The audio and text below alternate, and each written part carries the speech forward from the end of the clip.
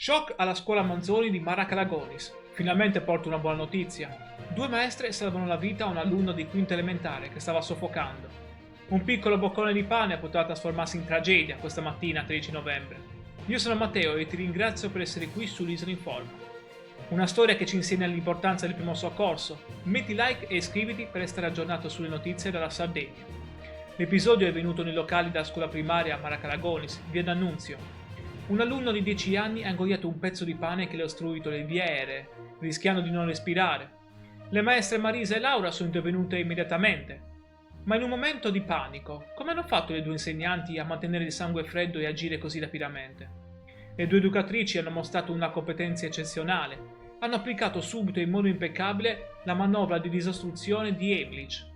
Grazie alla loro prontezza il bambino ha espulso il boccone ed è tornato a respirare regolarmente, scongiurando una possibile tragedia. La sindaca Francesca Fadda ha ringraziato le due eroine, sottolineando l'importanza cruciale della formazione al primo soccorso in tutte le scuole. Questa è una storia a lieto fine per tutta la comunità di Mara Calagonis e per la Sardegna. Condividi questo video per celebrare le due maestre e seguimi per sostenere l'importanza dei corsi salvavita in tutte le scuole sarde. Grazie per avermi dedicato il tuo tempo e per aver condiviso questa bella storia delle nostre maestre eroine. Se vuoi parlare dell'importanza della formazione al primo soccorso o condividere la tua esperienza, a me fa solo piacere. Ci vediamo nel prossimo video qui sull'Isola in Forma. Ciao e stammi bene.